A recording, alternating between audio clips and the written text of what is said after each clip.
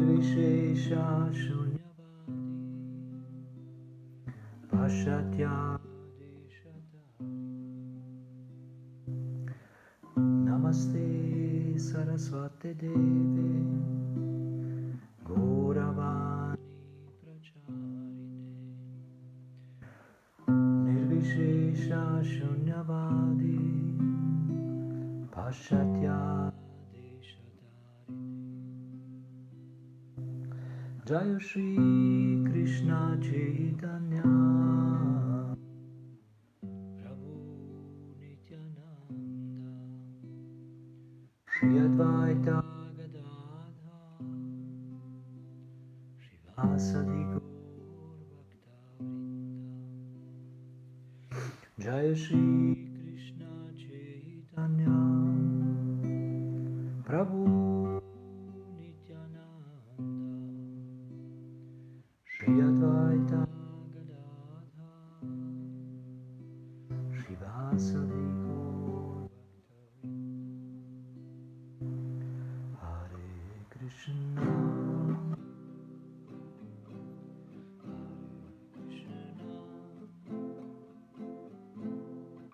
Krishna Krishna Hare Hare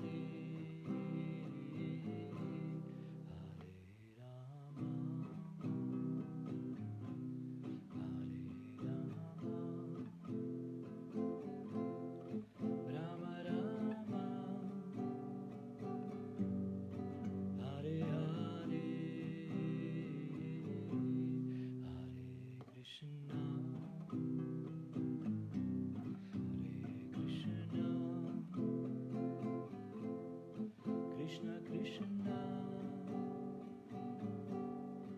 Hare Hare Hare Rama Hare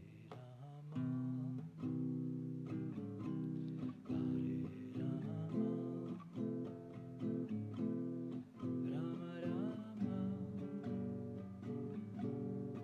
Hare Hare Hare Krishna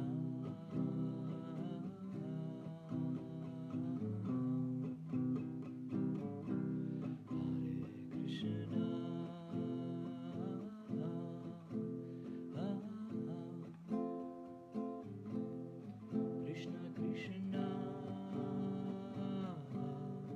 Hare Hare Hare Rama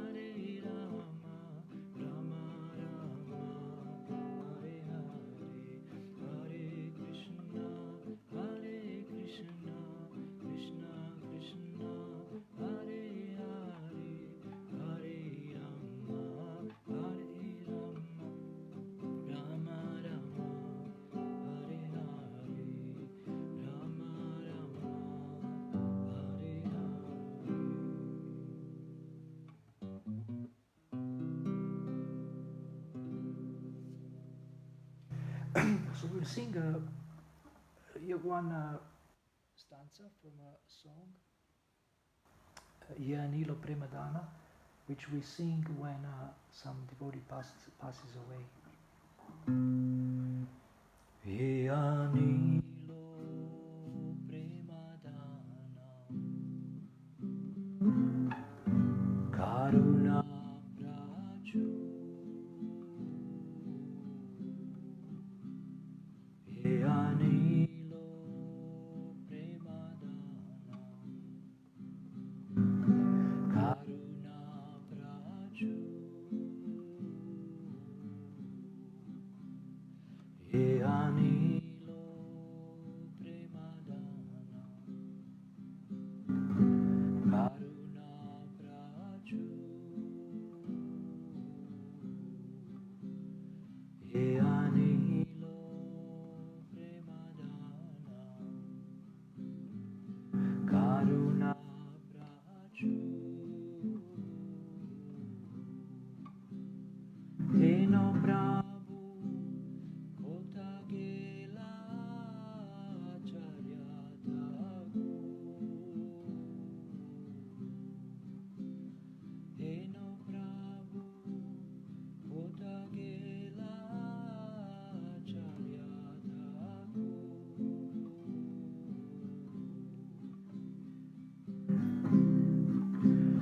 Eno Prabhu Kotagela Charyatagu Eno Prabhu Kotagela Charyatagu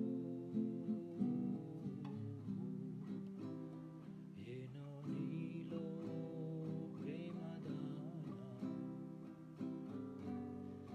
Karuna Praju Ye Anilo Premadana Karuna Praju Ye Anilo Premadana Karuna Praju Ye Anilo Premadana Karuna Praju Eno Prabhu Kotagela Charyatagu Eno Prabhu Kotagela Charyatagu Eno Prabhu Kotagela Charyatagu Eno Prabhu Kotagela Charyatagu.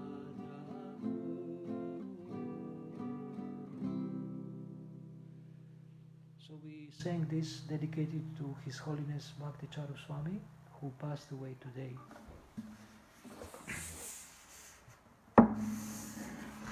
So thank you very much for coming to this course on Success Partnership, Devotee Success Partnership.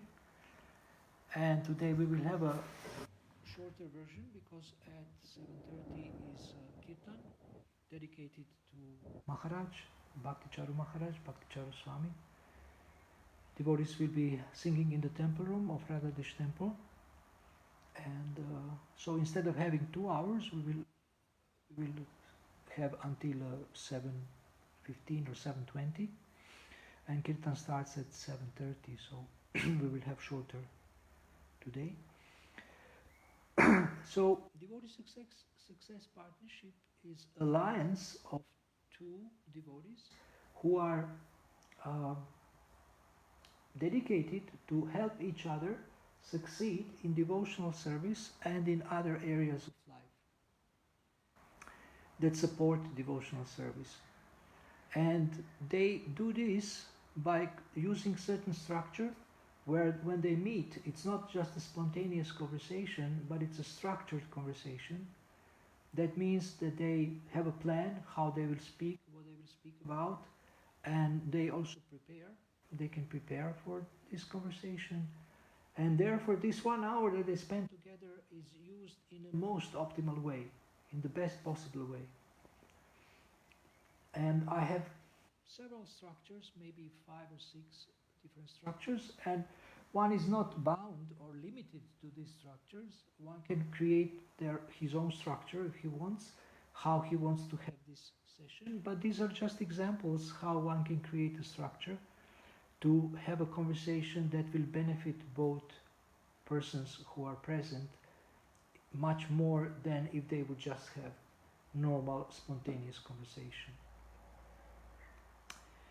So we have from Srimad Bhagavatam, Bhagavad Gita, we have different verses that have inspired me to create this system and which devotees can use.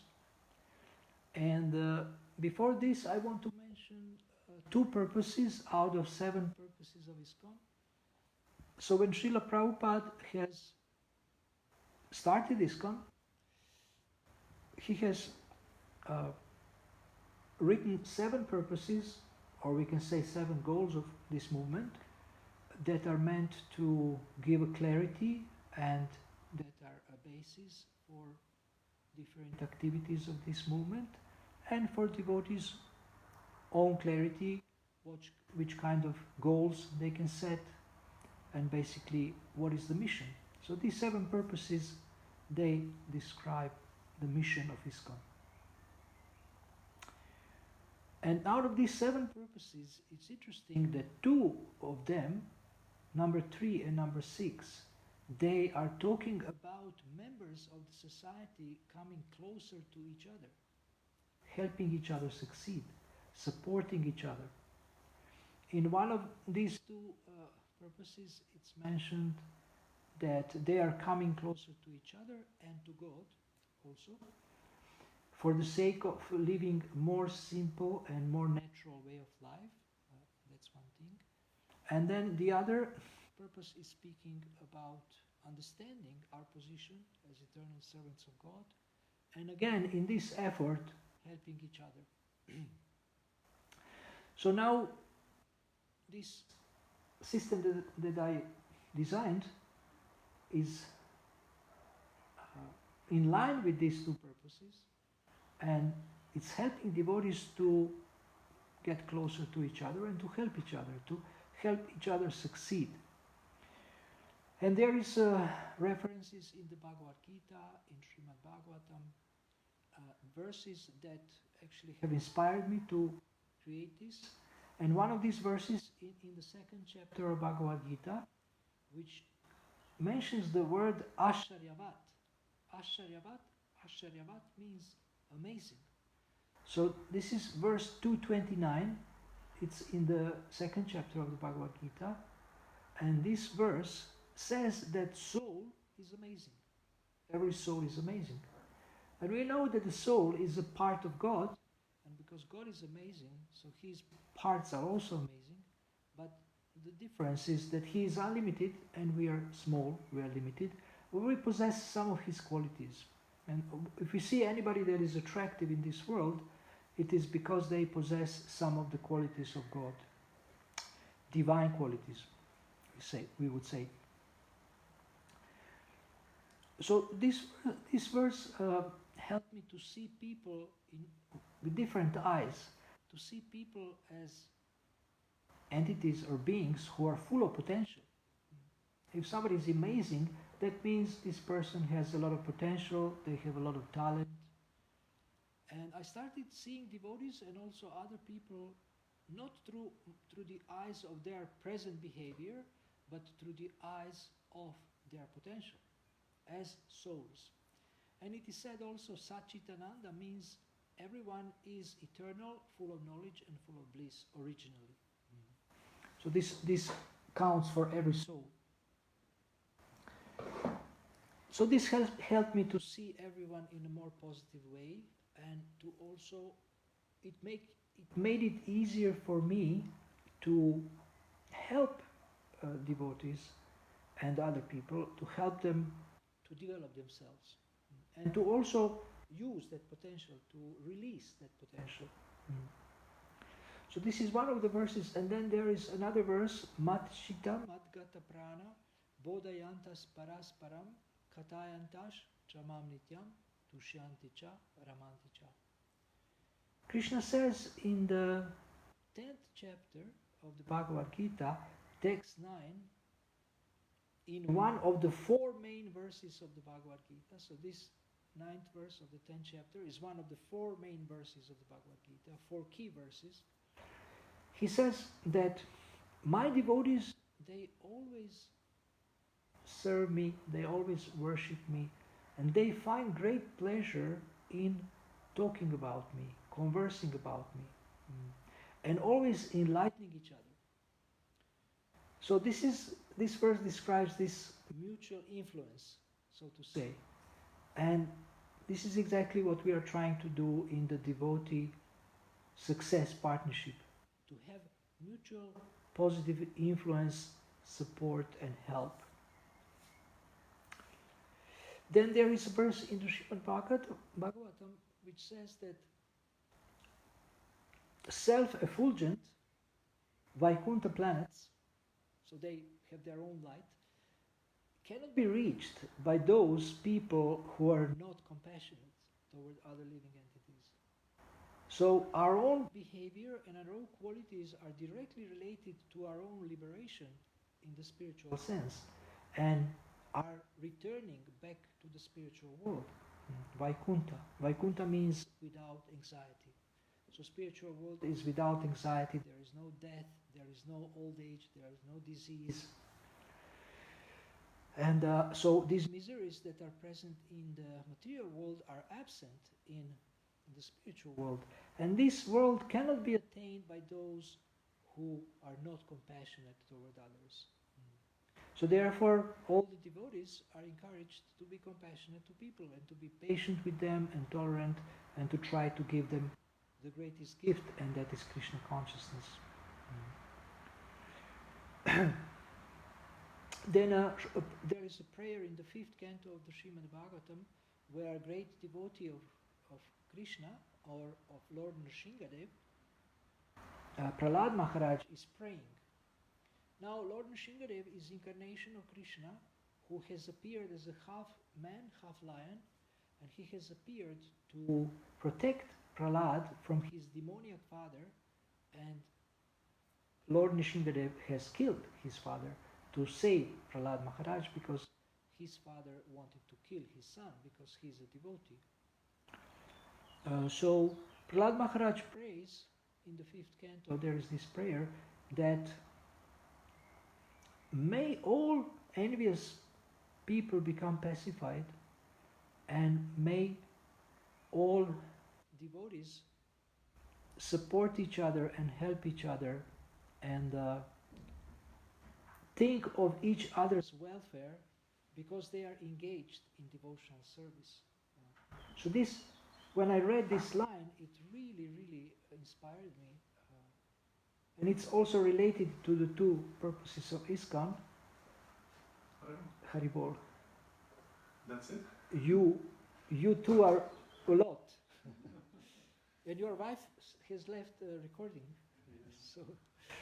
So please, you are welcome to come. I think also because Maharaj passed away, so devotees, they will go for the kirtan. Yeah. So thank you very much for coming. So it says, thinking of each other's welfare. Prahlad Maharaj says, they will be thinking of each other's welfare and they are engaged in one occupation, the same occupation, and that is devotional service. So this is what we are trying to encourage devotees who are engaged in devotional service, that they think of each other's welfare and that they help each other succeed. And of course, this whole course about devotee success partnership is created to facilitate that. Then there is an example of Daksha and Prithu Maharaj who actually had a conflict because Indra has stolen a horse from the sacrifice, and this has obstructed the sacrifice, and there was a conflict, there was a clash or disagreement between two of them.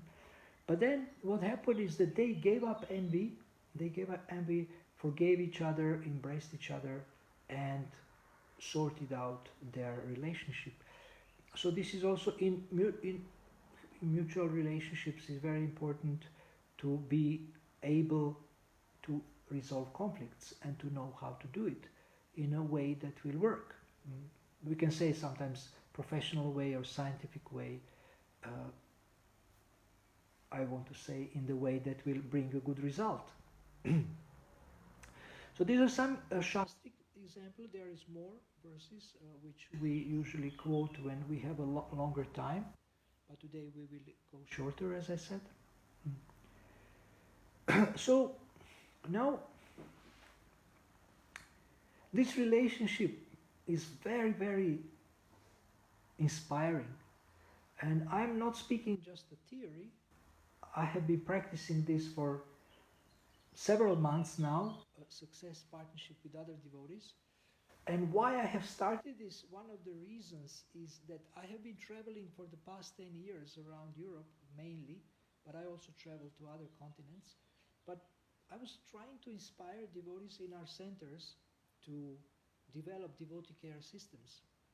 And it's not so easy to find devotees who want to be counselors, who want to be mentors, who want to be coaches. Everyone is so busy. Some are maybe not inclined. So I have seen there is a lack of people who could do active devotee care, like through mentorship, for example, or counselor system. There are some devotees who are life coaches, but they usually work as professionals and they're not always available, and sometimes they charge maybe the fee that no one can afford. So therefore I thought, okay, if we don't have people who step forward to help other devotees in this caregiving relationship, then maybe we can gather two devotees who are not, they don't have to be necessarily senior. One doesn't have to be senior. They don't have to have all these requirements as a mentor. Even they don't have to have like a big training and like seminars behind them or courses or workshops, but they can still help each other. And the main qualification is sincere desire to help each other. And then the next qualification is to take time at least once a week, at least 1 hour to meet together. And I prepared, as I mentioned at the beginning, structures that they can use, and they don't have to have huge experience, huge knowledge, and huge education in order to do that. They just need to have a sincere desire, and they need to have interest in the other devotee, to be interested. Okay, what is his life about? What is he going through? How can I help him or her in his or her life? And I want to be interested in supporting them. And so when you meet in this session, then half session you play the role of a helper or a coach or a counselor or a mentor, and half a session you play the role of a client or a student. And this is the whole approach, the whole attitude is that you want to help other devotees succeed. So you already see them in a positive way, you see them in a friendly way, you already know something about them, you know about their abilities, about their talents, and you're just inspired to listen to them, to listen to about their goals, to listen about their challenges, to see how Krishna or God is helping them or how he is challenging them, how he is testing them. This is something that you will hear in this conversation. You will hear that Krishna is helping them in a certain way, and you will hear that Krishna is testing them or challenging them in a certain way. So for you, this conversation is never boring because you know what you are looking for. You are looking for understanding their connection with God and how they can advance in their relationship with God. So when you have a certain structure, then you can use that structure to work with their goals and work with their obstacles that they might have in achieving those goals. So before I continue, do you have any questions about whatever I have said so far?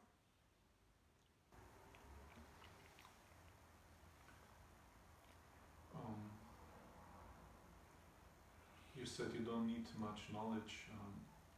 I mean, you were mentioning how there's coaches who have a lot of experience and knowledge, and here you don't need that because it seems to be that you could help somebody much more efficiently with some knowledge about counseling or active listening or things like that, you know.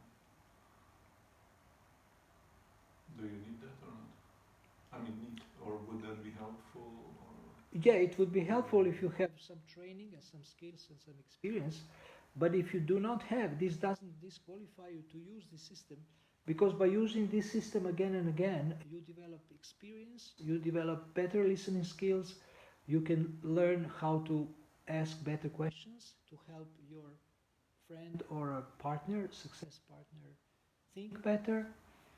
And this attention that you give when you are listening, you can always improve just by wanting to understand what they are going through, what are their goals, being interested. Your whole attitude is that you are interested. You want to be interested. You're trying your best to be interested in their life and what they're facing in their life. And you are there for them. This is their time. They have half an hour or 1 hour to speak, and you will listen to them. They will think aloud. So this brings us to 3 roles of a success partner or devotee success partner. One is that he's a thinking partner. He helps you to think by listening attentively and by asking you some questions. Then another is constant attitude of encouragement and support. This is, sees you in a positive way and always want to support you and encourage you, your success partner. And the third is accountability. Now this is something that is interesting and that is not so frequent. So accountability means that if you work on a goal, then you commit to send reports, regular reports to your success partner, and therefore there is somebody else who is monitoring your progress. And in this way you feel more focused, you feel more responsible for what you have promised to do, and in this way your success partner is helping you to work more seriously on your goals. And of course also your success partner will send you reports about his or her goals also.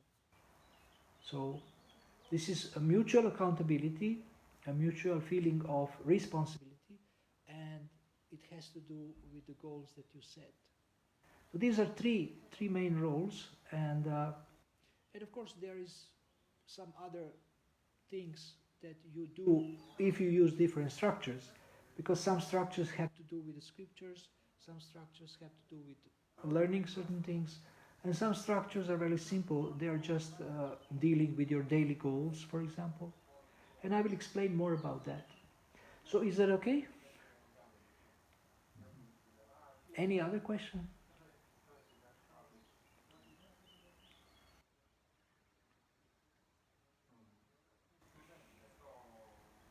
I missed the first part of the, First part was introduction. Yeah, I can briefly repeat something. I mean, I have a question. I don't know if you mentioned that before, but yes, I mean, as far as I understand, you work in pairs. Your system works in pairs. yes.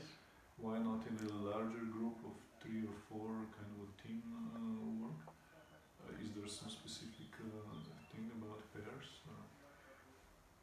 This is a confidential conversation, and this is specifically targeted for pairs because it's a confidential conversation and you need one person to listen to you very carefully. And I haven't thought yet about this because I just created this with the pairs. I haven't thought about how I would do it in the group, in a group. But if I have a group, I usually ask people to break down into pairs and work in pairs. So I introduce them to the system, and then they go to different corners and they work in pairs. And next Saturday, I believe more devotees will come, so we will practice this. And I have done this course in Köln, in Cologne, and in Goloka Dham. And devotees were practicing in pairs, and I had sometimes 6 pairs, sometimes 4 pairs. And they have found it very helpful. They have come up with amazing ideas by having this, a partner, somebody who is listening to them, who is interested in them. And this requires practice. I'm doing this with some devotees for a few months already, several months, and we are doing it online, sometimes face to face. And the more we do it, the more we see the benefit that we get from this, this thinking. And I have improved my sadhana since I am reporting to my success partner. Because when you report, you feel bad to give bad report. So you want to give a good report, and you don't want to lie. And so it helps our focus. It helps my focus. Yeah, I believe that you can do it also in groups, but it's specifically, at least for now, it's specifically targeted or, designed for working in pairs.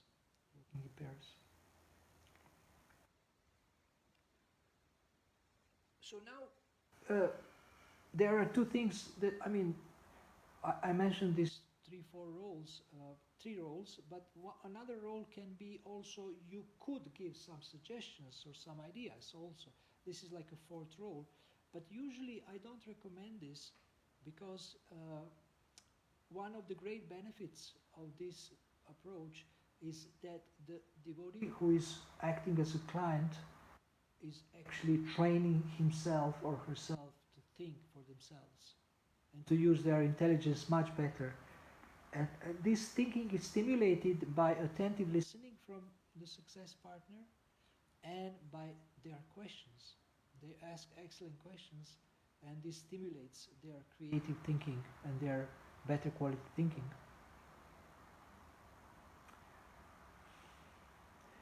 In the professional world, this is called peer coaching. But peer means equal, and in this system that I have created, you don't have to be equal in any way. Somebody can be senior, somebody can have more experience, somebody can have less experience. You don't have to be equal. But peers are usually, peer means one who is of same age or of the same whatever qualification. So, but this peer coaching approach also inspired me to create this because they basically do the same thing. They are switching the roles. First one is a coach, and then he is a client. Yes?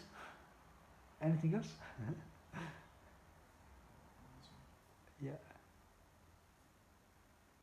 It's a wonderful thing, and Srila Prabhupada wanted us to cooperate, so this can help cooperation, people can cooperate. And also, there is, there is this part where you are helping the person to think and to set some goals and to work on goals. But at the end also there is appreciation, mutual appreciation. So you appreciate something about your client and he appreciates something about you. Because this appreciation, experts say, stimulates better thinking also. And builds the relationship, builds the trust in the relationship. Because we see that other people appreciate our efforts, so it's encouraging. This is part of the encouragement also, this appreciation. Sometimes you can appreciate later if you remember something. You can send an email or you can send a text message or WhatsApp or something, Facebook Messenger. But you can also appreciate right after the session. And in this way, it's a very positive relationship, very supportive. And I think that this can actually, the success partner can cover, I think, about 80% of the work of the mentor. You know, you have listening there, you have asking questions, you have someone who believes in you, you have someone who is positive about you.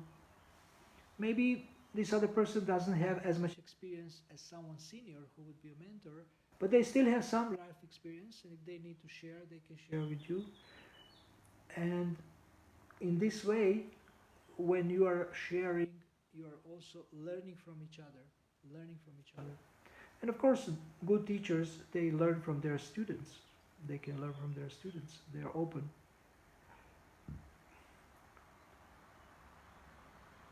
We were trying to create mentoring systems. You have 5 mentors in the temple, or 6 mentors, or 10 mentors, and then they have groups, and then these groups grow, so they cannot take care of everyone properly, so they try to create some new mentors, but sometimes it doesn't work. Some people stop being mentors, they are busy with something else. But with this approach, you can have unlimited devotee success partnerships in pairs, as much as you can. And if you can have more than one. So for example, if someone doesn't have more time to meet you, or something happens to them, or they move away, or whatever, then you can still continue your success partnership with other devotees that you have started, or you can start a new success partnership with someone that you haven't worked with yet. So it's a very flexible system, very practical system, and I will try to teach about this more and more, at least in Europe, but I will also speak online about it, so that from other continents people will also be able to learn and understand it. And though I have communication with many devotees, so I'm sending them this Devotee Success Partnership Guide, which is a short file, it's a short text, not just a few pages, which describes this system and describes these different structures. And I mean, until now in this seminar, I have been explaining what is in this guide, this Success Partnership Guide, Devotee Success Partnership Guide. And what we will do in this, our second part, I will explain different structures, how this is done. And of course, if we would have a full seminar, then we would have also exercises. And even now, what time is it now? Do you know?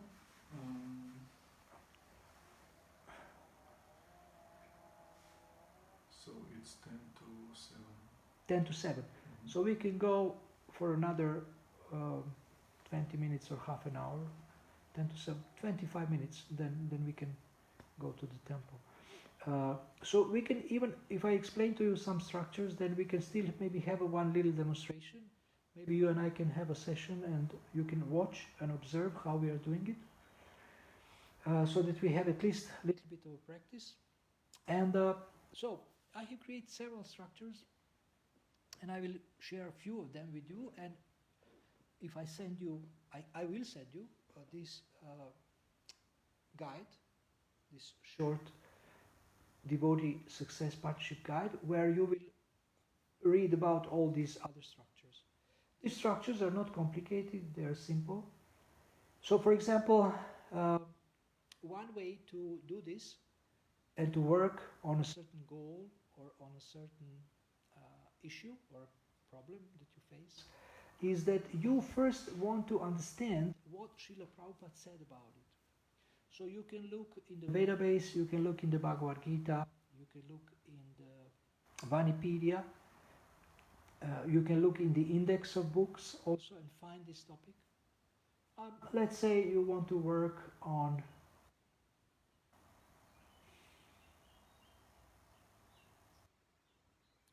managing anger, for example. And then you look over this in all these resources that I mentioned, and then you are looking for the quotes that you think will help you. So there are certain quotes that will help you to control your anger, that will help you to overcome anger, to understand what is the source of anger. And you study and you purify yourself by studying about this specific issue or this specific topic. And then, so now this is done before the session. So therefore there should be some communication before the session in this approach. So before the session, you get some quotes and bring them to the session, and then you can discuss them with your success partner. And you can discuss ideas how you can apply it.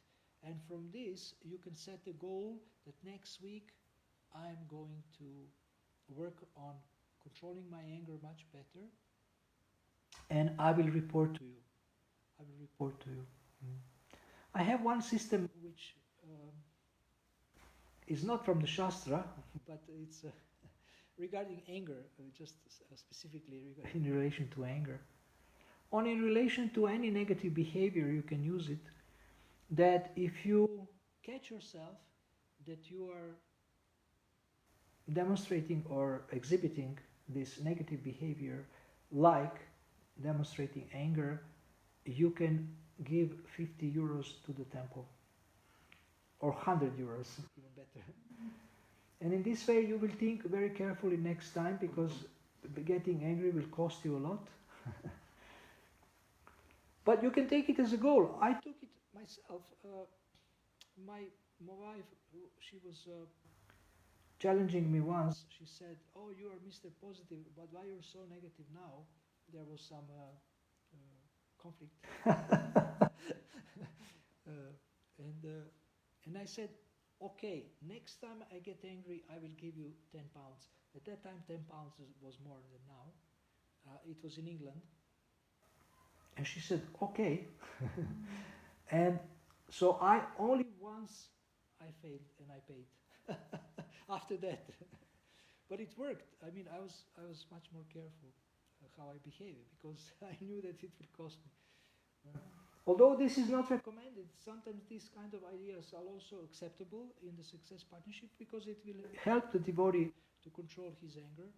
I mean, it's a double benefit. First of all, they learn that it will cost them if they don't control their anger. And second of all, the temple can benefit, and temple can feed people and can help the worship of Krishna, and like this.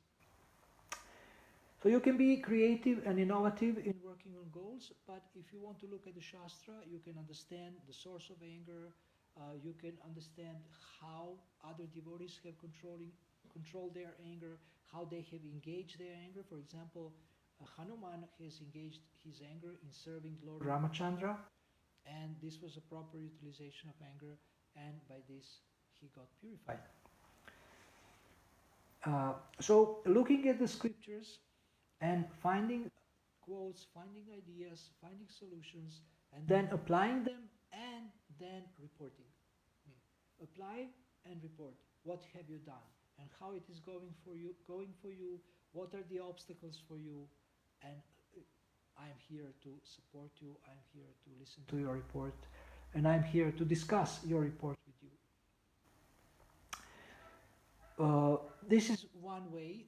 When we are using Bhagavad Gita or other scriptures, then you can have japa partnership about chanting or about mantra meditation. So you can exchange inspirational quotes, you can report to each other when you have finished your rounds. Have you chanted all rounds in one go? What are your difficulties in chanting? Do you think you are connecting with Krishna when you are chanting? So you can discuss these kind of questions, and we call it a japa partnership. Then there is an approach called feed forward. So instead of focusing on what you have done wrong in the past, I can give you suggestions what I think you could do better in the future. So if you ask me, for example, how can I improve my japa? Give me 2 suggestions, and I can give you 2 suggestions. One is get up early, and second is chant 16 rounds in one go without interruption, without looking at the phone, without any kind of disruption or interruption. And you say thank you, and then you say, okay, I will choose one of these or both of them, and I will report to you at our next meeting next week. And similarly from your side, I mean, you also give me suggestions, and I work on something that I wanted to work on. by using your good suggestions. So this is called feed forward. Instead of feedback, this is feed forward, focusing on what one can do better in the future. Then another structure is daily questions. So daily questions means that you create questions that cover the most important areas of your life. What does that mean? Well, you choose your daily goals and create questions in relation to those goals. For example, have I chanted attentive 16 rounds today? Actually, you're even better than this question is, did I do my best to chant 16 attentive rounds today? And so you give me your questions. This is your question. You created it, but you give it to me to ask you this question as a coach. So I ask you your own questions so that you can think and you can answer.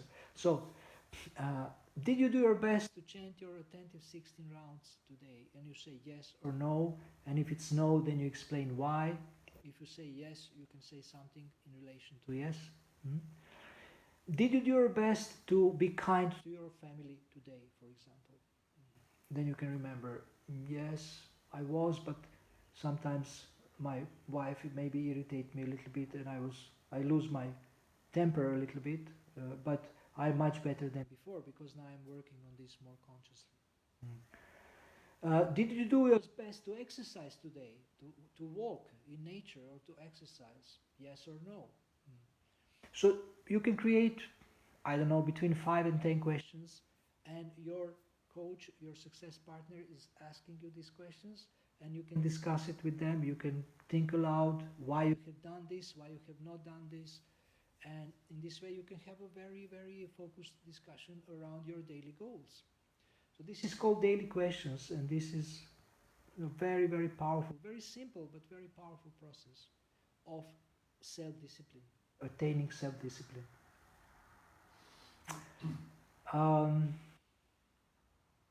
There is more structures, but I will not cover them all now. And now I want to ask you, do you have any questions in relation to what I said so far?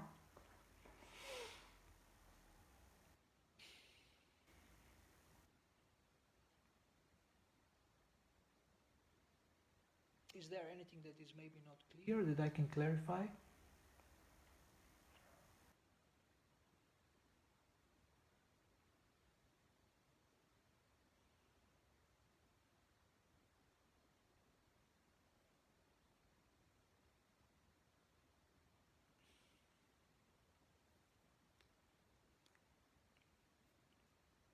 Okay, so can we do a little demonstration now?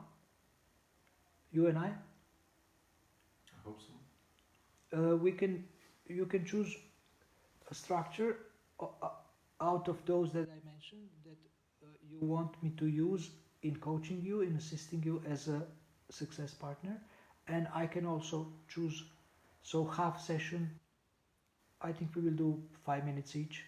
Half session you will be a coach, half session I will be a coach, so you can come here and so that you can sit like this.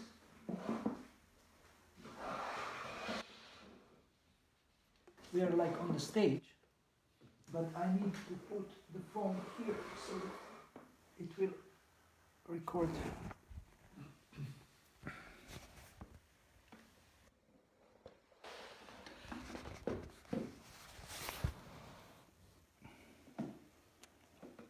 Okay, so if you remember some of these structures, would you like to choose a structure by which you want me to assist you?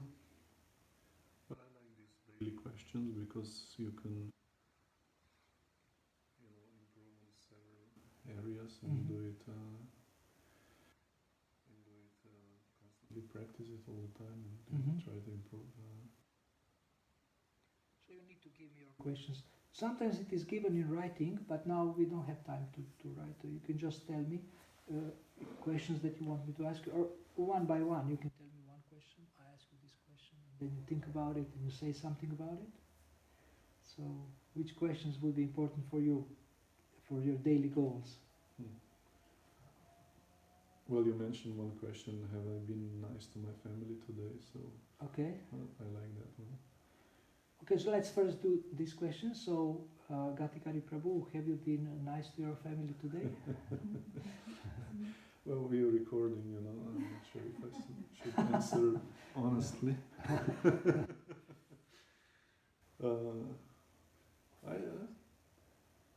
I tried my best to be nice. Mhm. Haven't been very nasty today though, so that's already something. You say you have been better than before, or I mean, sometimes I'm sorry for the way I behave, you know. Sometimes, as you say, you mentioned also, have I managed my anger, you know. For example, sometimes I could better manage my anger, for example. I'll be more patient with family, the children, teenagers, etc. Maybe spend more time with them. Like that.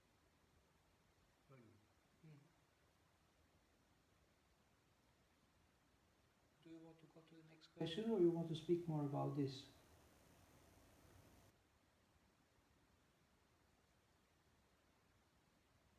Do you have any suggestions how I could perhaps improve in that?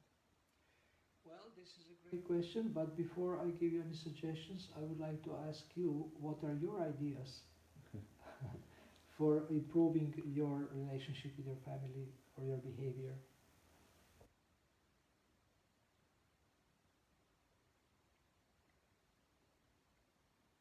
Well,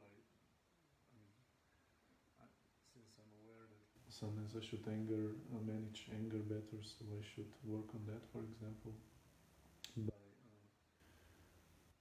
just if I feel that I'm getting angry, I could, I just say to myself, calm down and think about it and respond in a cool way, for example. So not directly, bring out the anger, but actually at least wait a little bit and try to calm down, and then Create a pause. a pause, for example, and then try to formulate a good response to that situation, for example, something that. So what would be satisfying response? When would you be satisfied with yourself? What kind of response you would manifest that you would say, no, I have done actually what I wanted, how I wanted to react? Well, something that it would be taken positively by a person to whom I'm directing my answer, which instead of angry. So it's judged by them. Not positively, but it could be instructional, but in a positive way. That they wouldn't feel attacked, or they wouldn't, or but because always the reason for my anger, let's say I don't like what I'm doing, and I would prefer and do something else or a different way, or so to present the solution in a way that they could accept it, more in goodness than in ignorance, like in an angry mood, for example. Very nice. What else could you do to make this happen?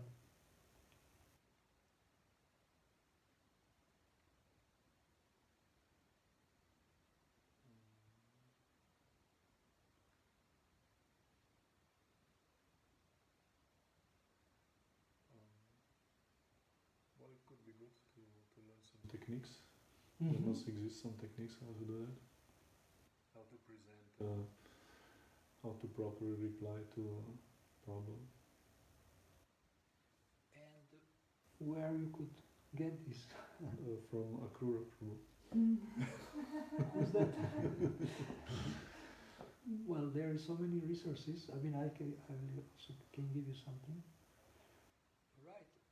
So now, let's say we are going towards the end of our session, and then usually I would ask you, would you like to set something as a specific goal for the next week in relation to this that you were discussing, that you were speaking about? Yes, I can try to not become. I mean, if I see that I'm becoming angry, I should try to calm down and respond in a normal way, a nice way. Okay, so what would be different next time you are challenged or you are triggered? What would be different than what you have been doing until now? Well, I was aware of that, but I wasn't always successful in managing my anger. So I could try to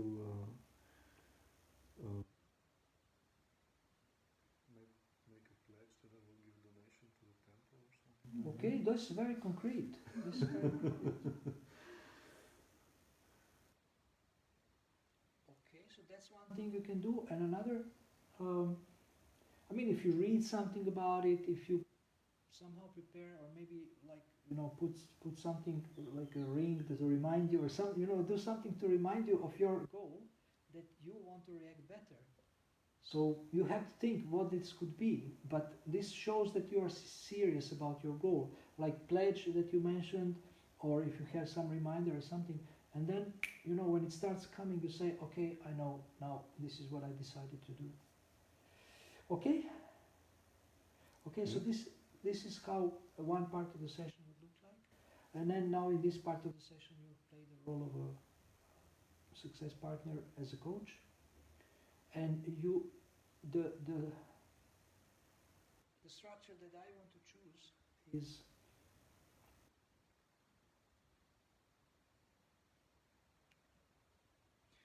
actually one structure I didn't mention is that you can choose a verse from the Gita or from other scriptures that you want to apply the next week. So this I would like you to coach me on, to ask me which verse I want to work on, why, and maybe I will ask you for some suggestions to help me to work on this. So. You already asked yourself questions. No, you have to ask me. You have to practice. Well, so which verse would you like to work on applying in your life next week? This is a verse coaching. Well, probably, not probably, my favorite verse from the Bhagavad Gita is 17:15. Austerity of speech. Anudvega karam vakyam. Speaking words that are truthful, pleasing, beneficial, and not agitating to others, and always reciting the Vedic literature. So I would like to recite the Vedic literature more, and I usually do this live with a live broadcast. So there is a double benefit. Some people are listening this also remains as a recording on Facebook, but I'm also reading, for example, Gita Mahatmya, which is glorification of the Gita, each chapter of the Gita.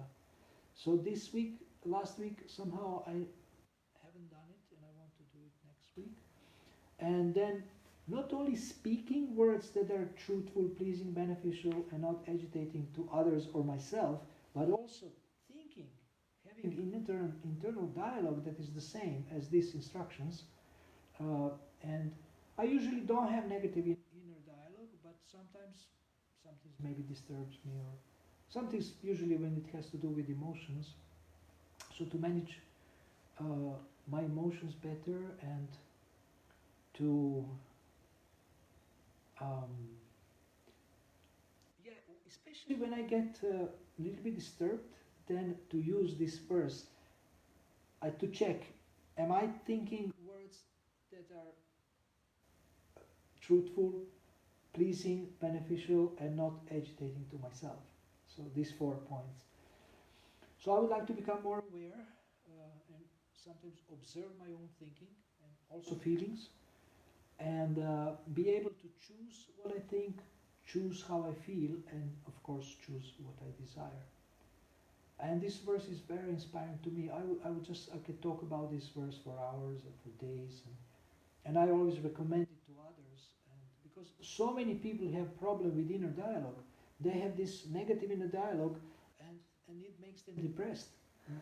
One of the main actually causes of depression is negative inner dialogue, but people are not aware of this. They're not aware. So I want to practice this and get better at this. I mean, I'm already practicing this a lot, but I can do it more consciously, more frequently, and I can teach it more, because when I teach it, I remember it, and I am obliged to practice it. And yeah, this verse is so amazing. Krishna says this is one of the three aspects of the austerity in the mode of goodness. There is austerity of the body, austerity of the mind, and austerity of the speech. So this austerity of the speech is, of course, austerity of the mind is also good for me, to practice satisfaction, simplicity, and other things. So, yeah, the way I want to choose what I think, because sometimes the thoughts just come to the mind, and sometimes these thoughts are disturbing, negative, or sinful, or whatever. So I want to be able to calmly observe this, and then say, no, I want to think like Bhagavad Gita recommends. And then next week I can report to you about my efforts during the next week.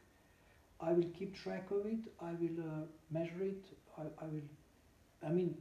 think what I can do at the end of the day, I can think, okay, how I was doing on this verse today, did I have any, fails, and what were my successes, and make short notes. Even maybe, this is one option, you can report, when you start with your goal, you can report every single day to your success partners. It's a short, just one sentence, your success partner. You can send very short, you don't have to take much of their time, only 2 seconds or something. But for you it's good to send someone a report how you are doing that on that particular day. So, this is like an example that I could send you every single day my own assessment of how I was doing on my goal in relation to that verse. And do you have any suggestions how I could work on this goal and overcome potential obstacles? Thank you for listening. It helped me to think very responsibly about my goal. So I'll just listen and you find a solution. Maybe you have some suggestions. No, I already gave a lot of my own, plan. I have a very clear plan. But if you have anything else that I haven't said, and you think that it will help me, you can share. You see, I have one question which comes that's also good, mind. Yes. Yeah.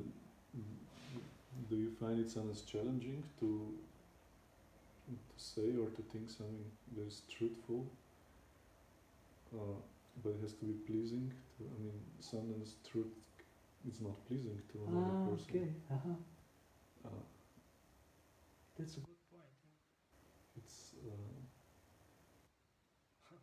good point. Sometimes truth hurts, for example. Right. So what means pleasing to another, and to what degree this has? What's more important? Truth, pleasing. Or we have to always find some compromise and try the best to present the truth in the most pleasing way possible. I guess that could be a solution, but it's not that necessarily it would be always pleasing, right? Very good point. Well, sometimes I would like to speak, even though it's unpleasant, to speak the truth, but in a, I would say, a careful way or considerate way. Pleasing doesn't mean speaking sweet lies. Pleasing doesn't mean that, but pleasing means, I think pleasing should be, you speak with respect, with very carefully speak. And sometimes you have to say things that are not easy for people to hear, because you have to confront them with something. Maybe they are doing something wrong. But if you do it in a respectful way, with a friendly attitude, then I think it will be easier for them to accept them. And it will be beneficial. The next point was beneficial, so it will be beneficial. But sometimes it takes time for people to digest what you tell them if it's not easy to hear. And but if they see your attitude, which is attitude of encouragement, attitude of support, attitude of general appreciation for them, then I think they will be more open to accept it. Yeah, truth sometimes is not easy to hear, but we still have to, in some situations, we have to say it. It's even our duty sometimes to say things. And like Krishna told Arjuna, you are speaking learned words, but actually what you are saying is not very intelligent. Is not very intelligent. So he told him in a nice way, and then slowly Arjuna understood where his thinking is wrong, and he accepted the truth from Krishna, slowly and gradually. And Krishna spoke in a pleasing way, I think. Another question comes to mind when, if you say you don't want to have a negative inner dialogue, Yeah. so that means that you always try to, for example, see positive in another person, right? So how is that true that the other person, I mean, so how much should we judge what is true and what is not true? I mean, actually we discriminate based on the scriptures, what is right and what is wrong, what is true, what is not true. We discriminate based on the knowledge from the scriptures and from Sadhu, Shastra and Guru. This is how we discriminate.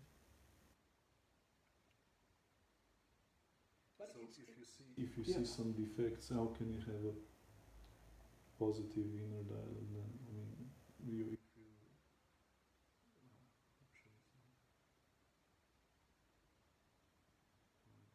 well, you notice it, but you don't allow your mind to now continue on and on criticizing, but you see if you can do something about it, or if you can speak to them, if you see something negative in their thinking, in their speaking, in their action.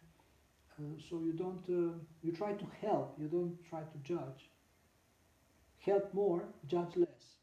That's an important principle to follow. Sometimes devotees tell me, oh, I have done this, I have done that, sorry, I don't want to disappoint you. And I say, I'm not here to judge you, I'm here to help you. So let's see what can be done. Okay. They say, oh, you want to stop working with me because I'm so bad. I said, no, I'm just here to help you, I'm not here to judge you. Something like that. You see, your question, you have questions, and your questions help me to think about different aspects of my goal, and then when I face situations, it will help me.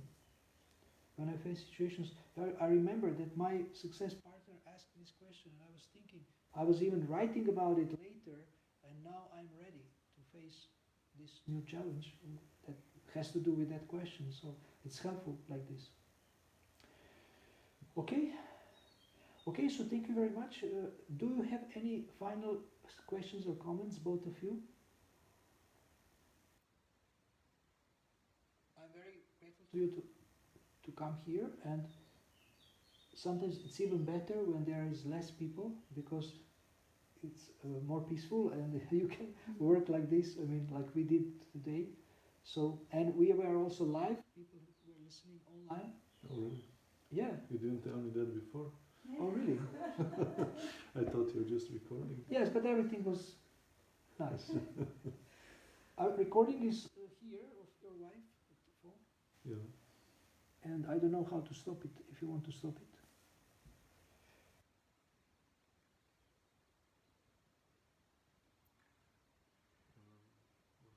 Okay.